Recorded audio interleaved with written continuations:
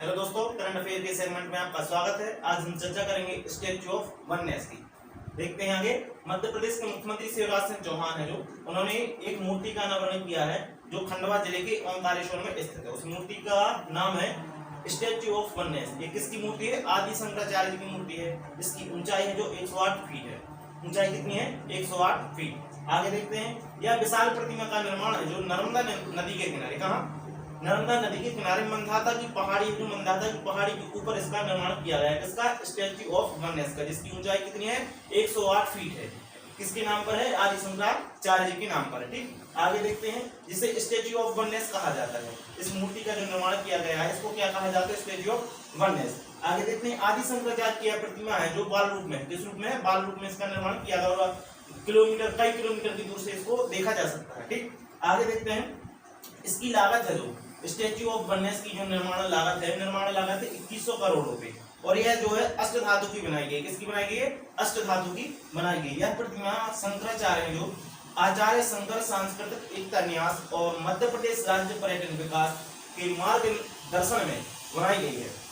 यहीं पर थोड़ा आदि शंकराचार्य जी के बारे में देखेंगे। ठीक है, यहीं पे देखेंगे इनका जन्म। आदि शंकराचार्य जी हैं, इनका जन्म जो हुआ था 8वीं शताब्दी में केरल में हुआ था। कहाँ हुआ था इनका जन्म?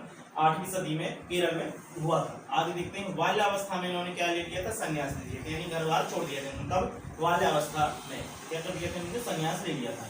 संन्यास लेने के बाद ओंकारेश्वर पहुंचे। क्या किया? संन्यास लिया और कहाँ पहुंच गए? ओंकारेश्वर।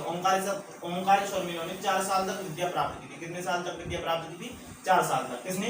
अपने आदि शंकराचार्य ने। ठीक है, कहाँ? ओंकारेश्वर में। कितने साल विद्या प्राप्त की? 4 साल विद्या प्राप्त की। शंकराचार्य ने देश के 4 मठ स्थापित किए थे। शंकराचार्य ने क्या किया था? देश के 4 कोने में, जो 4 कोनों में क्या किया था? इन्होंने 4 मठ स्थापित किए थे। कौन कौन से? पहला मठ है श्रृंगेरी मठ।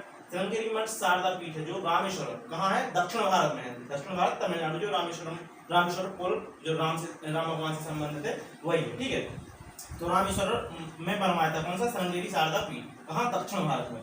दूसरा देखना है गोवर्धन मठ। ये ओडिशा के पुरी में है। ओडिशा के पुरी में कौन सा मठ है? गोवर्धन मठ है।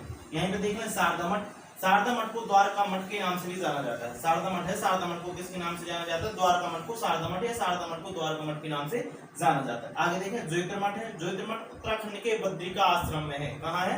उत्तराखंड के बद्रिका आश्रम में। कौन सा? ज्योतिर्मठ। अब आगे देखना है। शंकराचार्य को जगत गुरु के रूप में मान्यता प्राप्त है। किसके रूप में? जगत गुरु के रूप में मान्यता प्राप्त है। किनको? आपके शंकराचार्य जी को। ठीक, आगे देखना है। इन्हें अद्वैतवाद का सिद्धांत दिया था। इन्होंने क्या किया था? अद्वैतवाद का सिद्धांत की अद्वैत वेदांत का सिद्धांत दिया। सॉरी, अद्वैत वेदांत का सिद्धांत इन्होंने दिया था अपने आदि शंकराचार्य जी ने।